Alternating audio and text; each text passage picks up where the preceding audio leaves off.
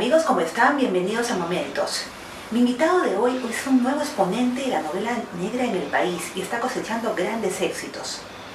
Tiene una amplia trayectoria periodística, pero decidió dar el salto a la narrativa y acertó. Me estoy refiriendo a Juanjo Braulio, cuya ópera prima El silencio del pantano ya es novela negra del año en el país.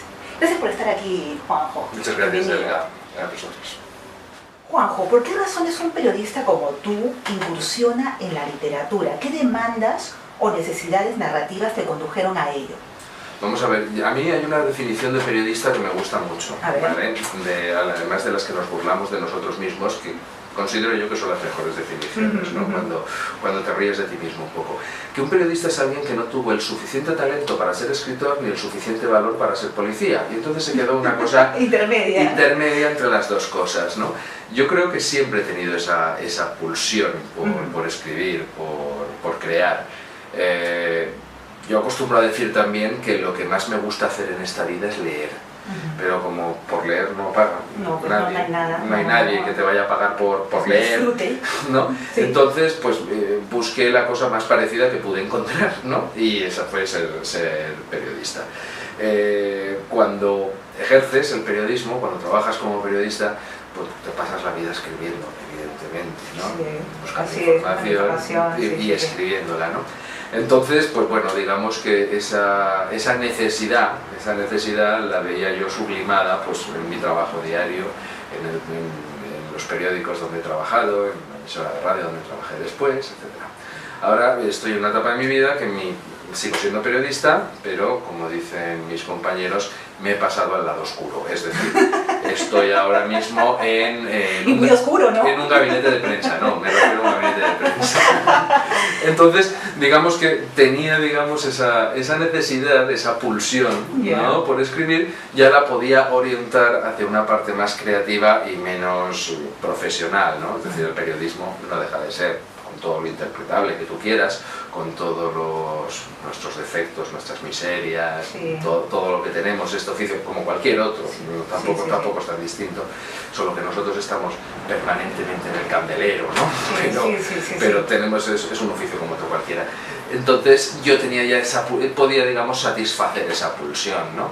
En la solapa del libro del silencio del pantano, yo le propuse a la editorial una frase que ha tenido muchísimo éxito y me la recuerdan constantemente, ¿no? Que dice que yo llegué a decir, después de años contando verdades que parecían mentira, decidí probar suerte en el arte de contar mentiras para decir algunas verdades. Y ha resultado, ¿no?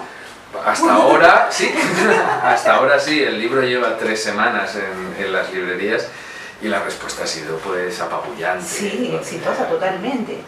¿Dejaste tu visión periodística del todo cuando te pusiste a escribir tu novela? ¿O es que serlo te proporciona algunas ventajas a la hora de contar una historia? Yo no sé si... yo creo que sí. Ventajas proporciona el ser periodista. La ventaja fundamental que entiendo yo que proporciona la formación periodística es en el respeto absoluto por el lector. Y me explicaré. En un periódico, en una radio, en una televisión, haciendo periodismo, sin duda, tú tienes que ser cuidadoso con el lenguaje, claro, explícito, sintético, es decir, tienes que facilitarle al lector la lectura. Valga la redundancia, ¿vale? Esto puede parecer una perugollada, pero a veces no lo es, o no lo es tanto, ¿no? Entonces, este gusto por la redacción curada, por la palabra exacta, por el adjetivo exacto, y si puedes decir la cosa con un adjetivo, mejor que con 2. Si puedes contar una historia con sujeto, verbo y predicado, mejor que con 5 oraciones justapuestas. Esa es la manera periodística de escribir. La manera literaria no debe ser tanto, porque la literatura también es belleza. Y las palabras... El cultivo de la palabra. El cultivo de la palabra también, pero siempre estás en ese filo de la navaja cuando escribes de querer hacer, si me permites, la familiaridad, la virguería, ¿no? Es decir, o la filigrana. Y una filigrana está bien, pero 10 o 12 seguidas cansan, ¿no? Esto es como el dulce de leche, ¿no? Un poquito está muy bueno, pero nadie se come un bote de dulce de leche entero, ¿no? eso me ha venido bien, ¿no? Para la hora de crear una historia, de escribir una novela. Después, mi formación periodística me ha sido de gran utilidad a la hora de buscar la verosimilitud, es decir, la documentación, el dato, que el dato sea exacto. Después con él fabularé. Claro, hace lo que quiere. Después de eso haré lo que yo quiera con él, pero el dato no es buscar la verdad, sino la verosimilitud. Claro, lo más creíble posible. Lo más creíble posible. Por ejemplo, te pongo un ejemplo. A la hora de plantearte una novela negra en España, pues necesitas básicamente un crimen. Un crimen, vamos a... El hecho de sangre, ¿no? Claro, el hecho de sangre, un crimen. Un crimen, pues puedes plantearte, decir, vale, voy a hacer que mi asesino mate a alguien de un tiro. Con una pistola, un tiro. ¿Dónde consigue una pistola? Exacto. En España no es fácil conseguir una pistola. No es nada fácil. Es decir, tenemos una legislación muy restrictiva respecto al uso de armas de fuego y también no tenemos una historia violenta. Es decir, pondré otro ejemplo. En los años 40 en España había muchísimas armas por ahí. Claro, acababa de ocurrir una guerra civil, había armas que habían sido ocultas, 75 años después ya no hay, ¿no? En otros países, como Estados Unidos, por ejemplo, el acceso a las armas de fuego es mucho más sencillo. En otros países de América Latina, donde han tenido, donde han tenido muchos conflictos civiles, es más fácil encontrar. Es decir, aquí si te planteas que un asesino tenga una pistola, tienes que pensar cómo la ha conseguido, porque no vale decir, bueno, y se sacó el Glock de la Glock del 45 y le pegó 2 tiros en la cabeza. Puedes empezar así una novela, pero yo como lector, tarde o temprano, si es una novela ambientada en Valencia, por ejemplo, donde se ambienta la mía, es decir, en la España de principios del siglo XXI, yo a ese autor le voy a exigir el decir, bueno, ¿de dónde la ha sacado? Infórmame, ¿no? ¿De dónde ha sacado la pistola? Es decir, sí que hay colectivos en España que tienen acceso a las armas de fuego, pero son policías, es decir, hay todo eso. Para eso me tuve que documentar a fondo, ¿no? Para averiguar de dónde podía salir esas cosas. Mi formación periodística en eso me ha... Así va a ser riguroso. Sí, hay que ser riguroso. Otra cosa es que después vas a fabular con ello, evidentemente, porque si no, no escribirías una novela, estarías escribiendo un ensayo. Pero necesitas tener esa información a la mano. Sí, yo suelo decir que en una novela, en cualquier historia de ficción, la documentación es como los cimientos de una casa. Tú estás en tu casa y en tu casa no estás fijándote y mirando los cimientos, de hecho ni los ves, están varios metros bajo tierra enterrados, pero sin ellos no hay casa. Claro, por supuesto. Ya habías publicado anteriormente, primero un libro donde hiciste una recopilación de tus columnas de opinión bajo el título de Escalera de Job, ¿no? De Jacob, de Jacob, 2004. Y luego en Ítaca hace frío, en 2014, un libro de viajes sobre Suecia. Pero ¿por qué precisamente decides hacer tu debut en la narrativa con El silencio del pantano, una novela negra? ¿Tus preferencias van por ese lado o es que pesa mucho que ahora esté en pleno apogeo las novelas de ese género? Pues un poquito de todo hay de esas cosas, ¿no? Es decir, la novela negra es un magnífico vehículo para contar casi cualquier cosa. Se dice, y empieza a ser ya un lugar común, que la novela negra es la novela social de nuestro tiempo. La novela social como tal, académicamente, como se entendía la novela social, pues hace 40 o 50 años que prácticamente desapareció. A nadie le interesa escribir una novela sobre, pues, no lo sé, a lo mejor es tiempo para hacerlo, pero es decir, en otros periodos de la literatura en castellano, al menos otros autores sí que han focalizado en contar, pues, desde el realismo al realismo mágico latinoamericano, es decir, pero eso, lo que, a fin de cuentas, lo que estaban contando eran la realidad de su tiempo, y para eso no necesitaban asesinatos. Tenían otros métodos para contarlo, ¿no? Los gustos de los lectores, los gustos, las modas cambian, y yo soy un escritor de mi tiempo. Yo no me veo escribiendo una suerte de episodios nacionales otra vez, ¿no? Históricos, ¿no? O un poco más, o sea, me refiero a la historia de España, todo lo que pasó en la política y todo Efectivamente, eso, ¿no? Yo no me veo haciendo eso, ¿no? Entonces, la novela... Y además, después está también mi propia preferencia, ¿no? Yo he sido un lector voraz de de casi todo, porque me Claro. considero un lector omnívoro, pero... Pero con sus preferencias. Pero, en fin, pues me gusta más la carne que el pescado, vaya, ¿no? Que me comas de todo, siempre hay algo que te gusta comer más que otras cosas, ¿no? Y no me gusta el brócoli, ¿no? Entonces, pues bueno. Una verdura. Exacto. Entonces, la novela negra, pues la verdad es que yo suelo decir que la novela negra tiene una mala salud de hierro, porque tiene muchos altibajos. Sí, la cierto. crítica siempre la ha considerado un género menor, un género despreciable incluso, ¿no? Su propio nacimiento en la Inglaterra de la Revolución Industrial, que es cuando nacen las novelas de detectives y las novelas de misterio, los críticos de aquella época los llamaban train books, o sea, los libros del tren, porque se vendían en las estaciones de tren para los obreros que volvían de sus casas a las fábricas y se compraban aquellas noveluchas, ¿no? Las Penny Dreadful, que se llamaban, ¿no? Las del penique, que contaban pues eso, historias de asesinatos, de crímenes y de misterio, y que siempre ha tenido la novela negra ese San Benito, ¿no? Siempre, Sí. ¿no? Después ha habido cosas que, digamos, la han elevado bastante, ¿no? La han elevado bastante el nivel, y hoy en día estoy convencido de que los historiadores de aquí 100 años, cuando estudien nuestro tiempo, tendrán que echar un vistazo a... La tomarán en cuenta, digamos. Hombre, tanto como hacer historia a través de la novela negra, no, pero sí que la novela... Un nivelcito. Claro, pero sí que la novela negra no deja de ser la manera en que una sociedad se cuenta sus miedos a sí misma. Y a partir de, por lo que hemos hecho el hombre desde que estaba en las cavernas, ¿no? Contarnos historias unos a otros para exorcizar demonios y soportar este mundo, ¿no? Tu historia ya has dicho que se edifica en Valencia y empieza con el hallazgo de un cadáver en un recodo del río Turia, que al parecer imita algunos rituales romanos de castigo o condena destinados a culpables de parricidio. Y a partir de ahí, el caso tiene tal alcance que incluso involucra a gente poderosa de la sociedad valenciana. Correcto. Tu novela tiene mucho de denuncia social. ¿Cómo la ideaste? ¿Qué querías realmente contar apelando al thriller, al suspense? Me han preguntado ya en alguna ocasión si yo he escrito una novela sobre la corrupción. Sí, he leído sobre eso, sí. No lo he hecho, ¿vale? Yo creo que la novela sobre la corrupción en la Comunidad Valenciana la escribió Rafael Chirves, que Apolo lo tenga en el Parnaso con las musas, y el que se atreva a añadirle una coma a lo que él escribió, pues buena suerte con ello, ¿no? Yo quería hacer una novela sobre el poder, sobre cómo el poder se perpetúa a sí mismo.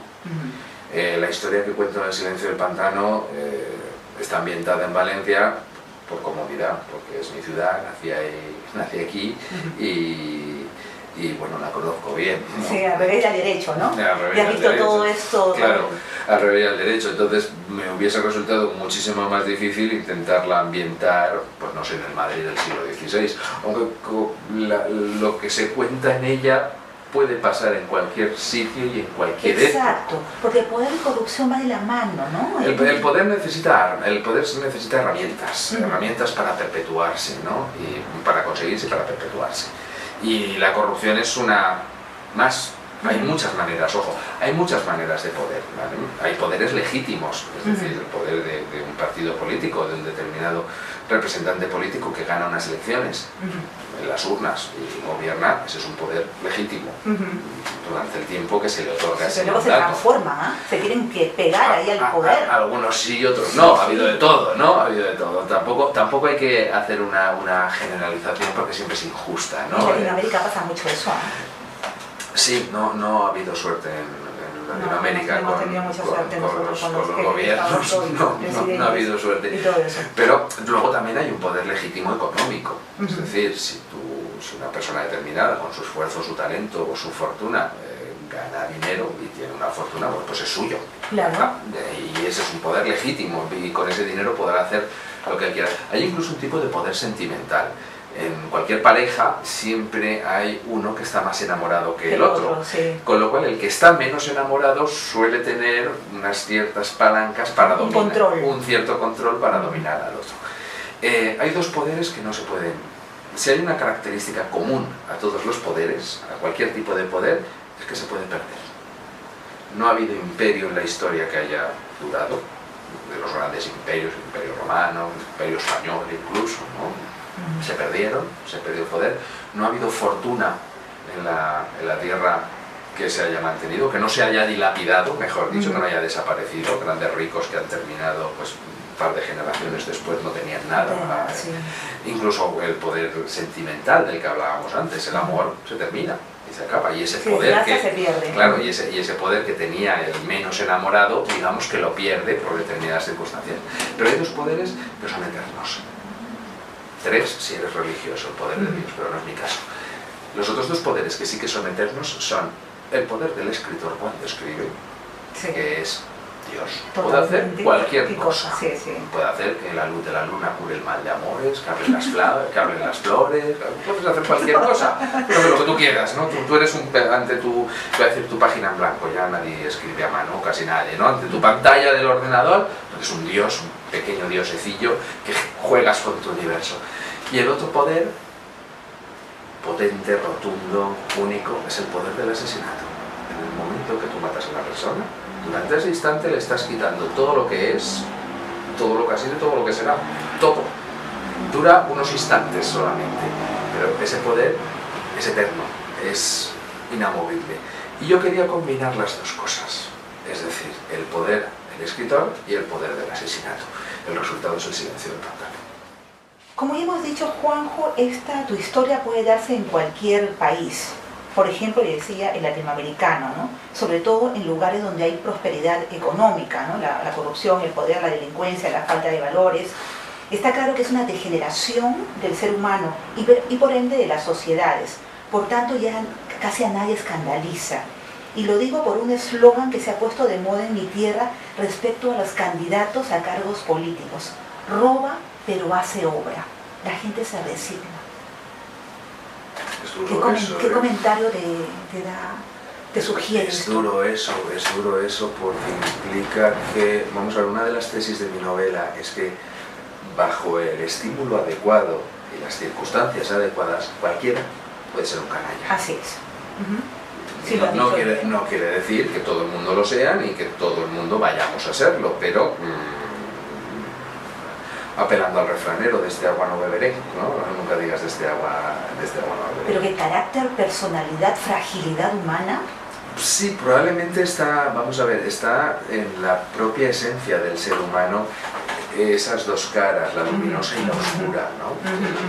La lucha de contrarios. Claro, es decir, tú y yo podríamos hacer una lista sin demasiado esfuerzo de grandes estadistas, de grandes políticos, de personas que han hecho cosas muy grandes por la humanidad y también de verdaderos canallas, ¿no? Y de verdaderos monstruos. Sí.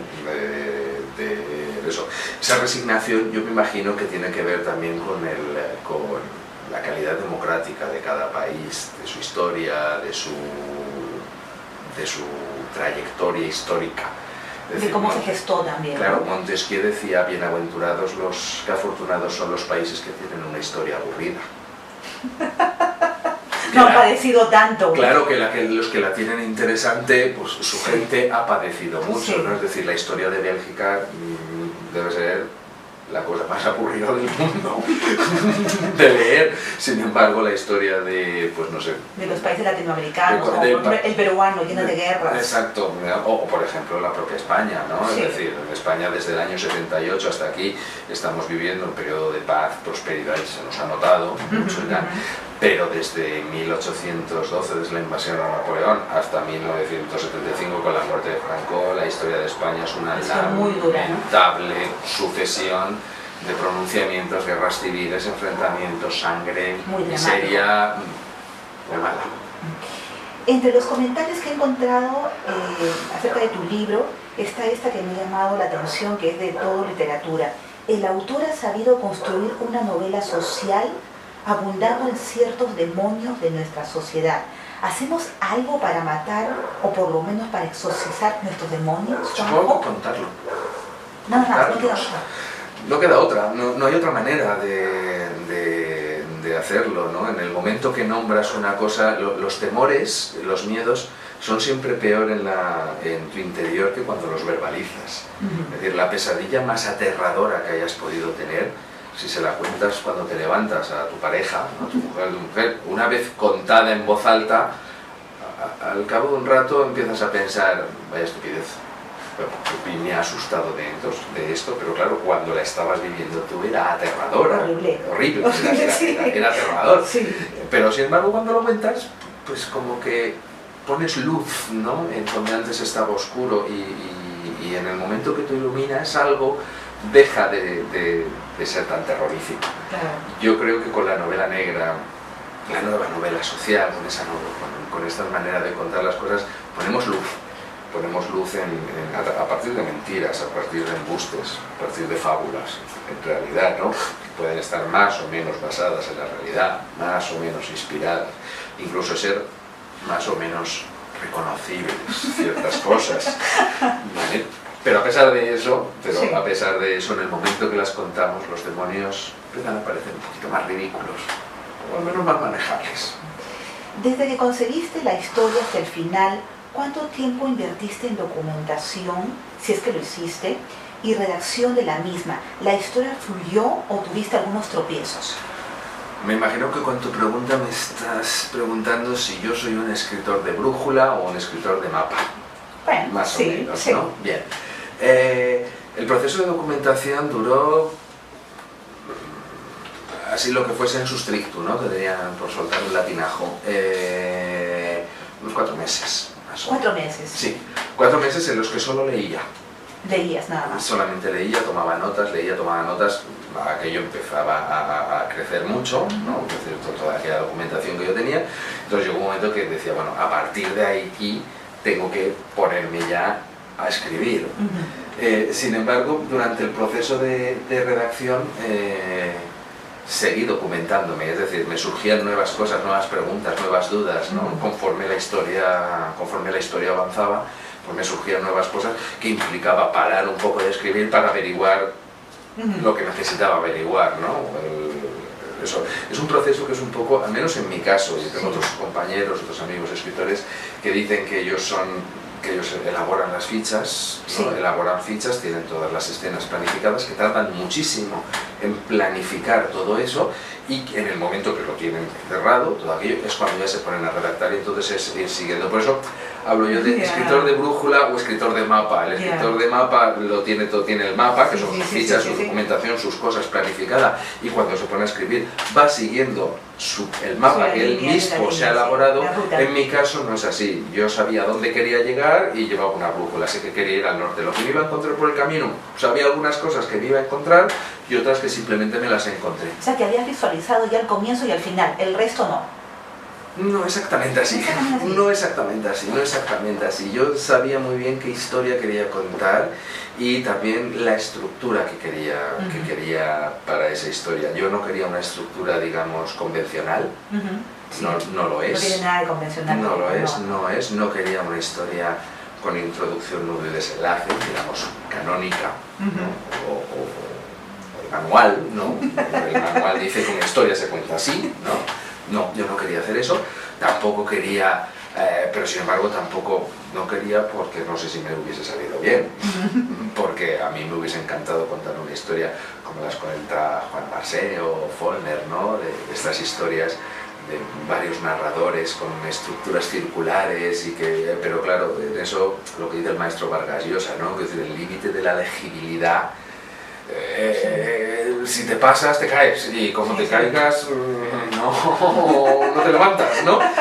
Entonces, yo ahí sí que quería, pues eso, sí que estaba convencido que yo, cómo la quería contar esa historia, ¿no? Es decir, cómo quería contar esas dos historias que se entrecruzan, que se mezclan de la manera a veces un poco caótica que se hace, ¿no? Y también mi insistencia o mi deseo de no contar una historia con introducción, nudo y desenlace implicaba que yo no quería tener, de hecho mi novela no empieza por el principio.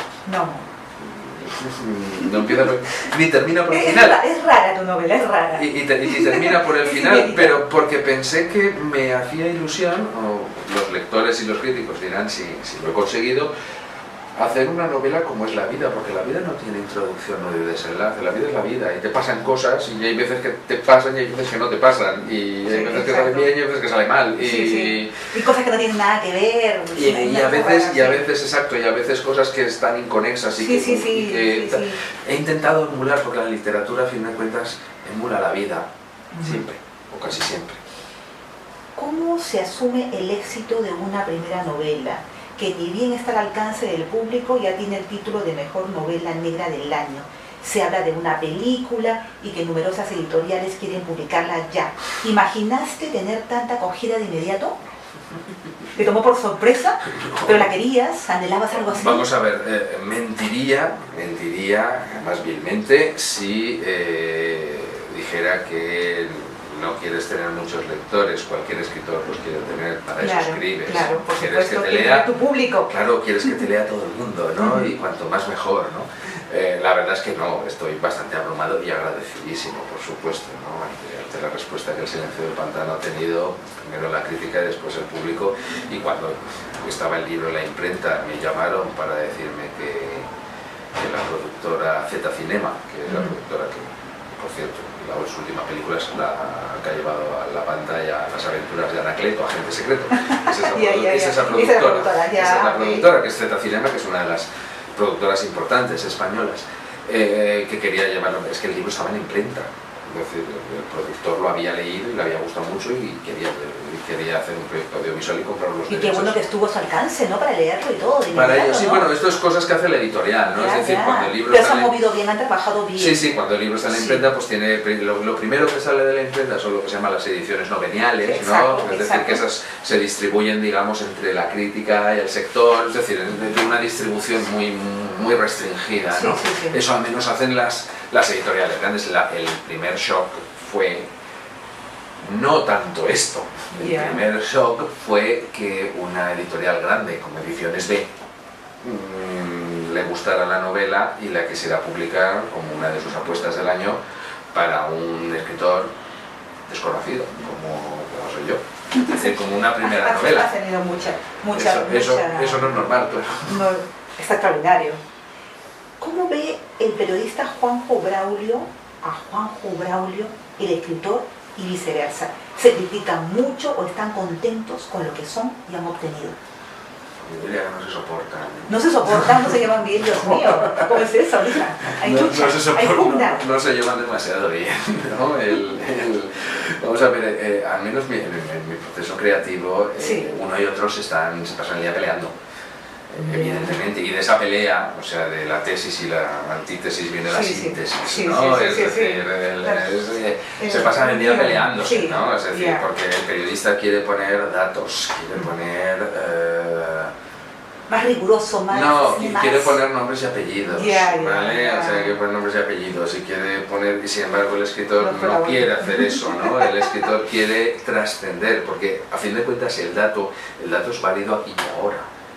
Pero a lo mejor al año que viene ya no lo es. Claro. Eso es lo que distingue la literatura del periodismo. La literatura, a través de mentiras, a través de fábulas, a través de historias imaginadas, genera verdades. Es decir, el Quijote es Don Quijote, sigue siéndolo. Los siglos de los siglos seguirá un Quijote, sin embargo ya no hay caballeros andantes, pero sin embargo sigue habiendo Quijotes. Aunque caballeros andantes ya no existen. Soñadores muchos. Pero sigue habiendo Quijotes. Esa es la verdad que hace la literatura a través de los embustes, a través de las mentiras.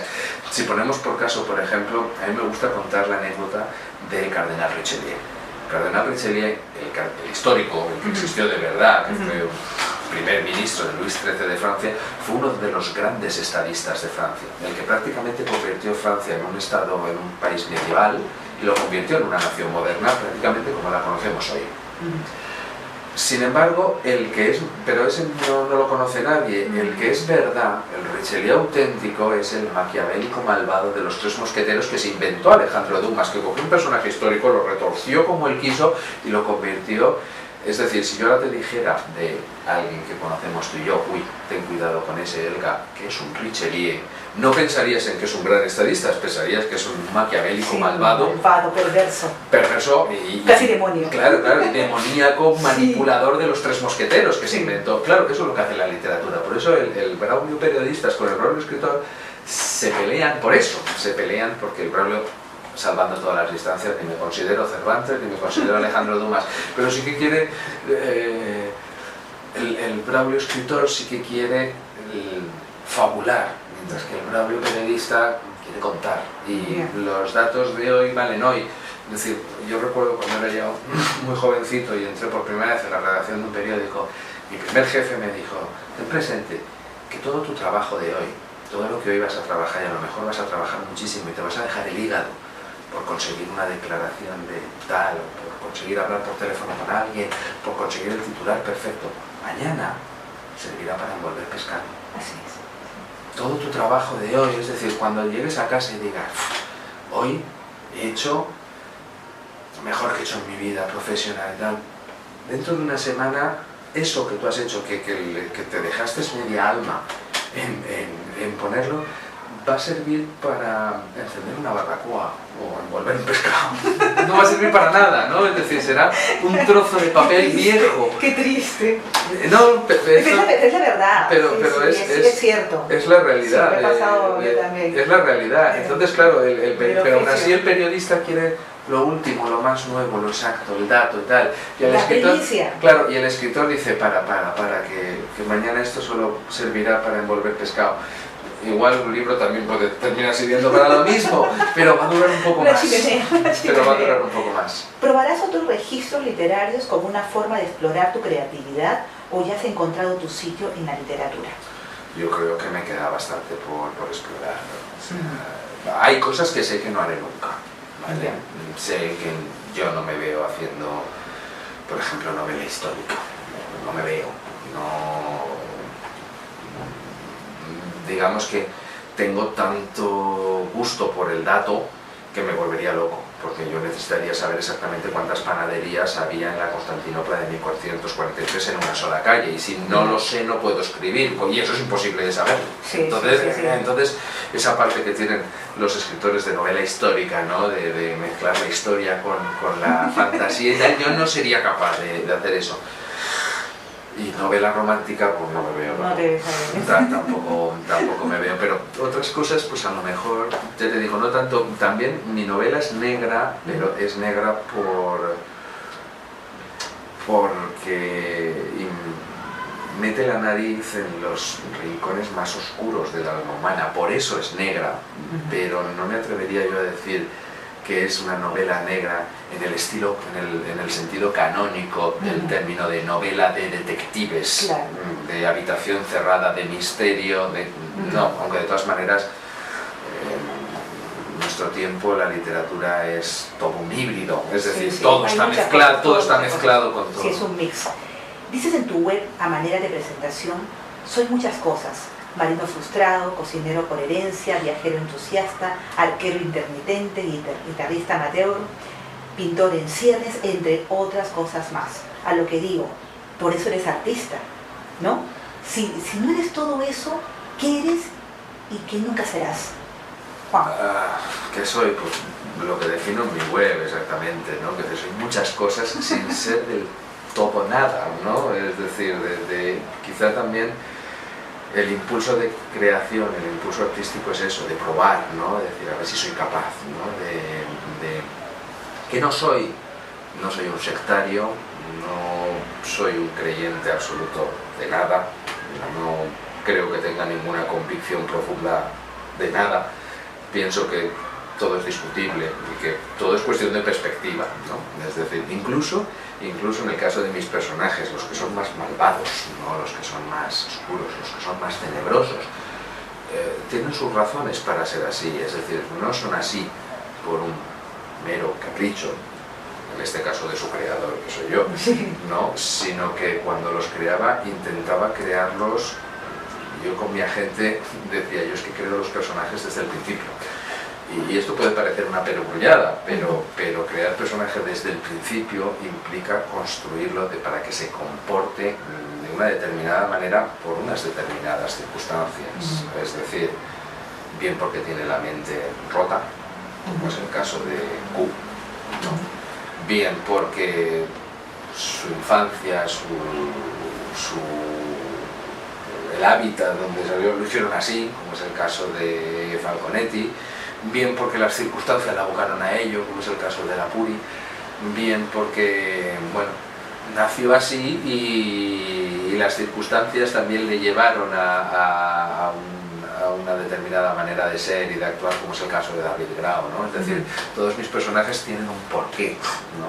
Entonces, y es ahí donde yo más me reflejo en ellos, ¿no? Es decir, porque como ya te digo que no me creo nada, y cuando no me creo nada, es decir, que así a priori no tengo valores especialmente asentados, ¿no? Es decir, por eso me gusta decir que ni soy un sectario ni soy un convencido de nada.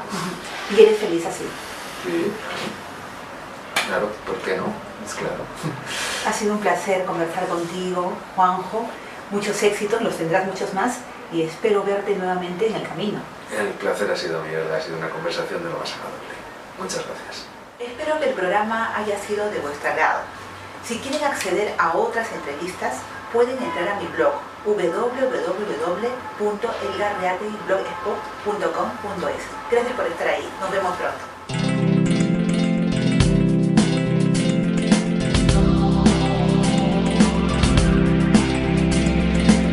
Si alguien te dice que existen verdades eternas, hombres infalibles, no le creas, no le creas, no le creas. O que tu vida es escrita sobre algunas cartas o allá en las estrellas, no le creas, no le creas.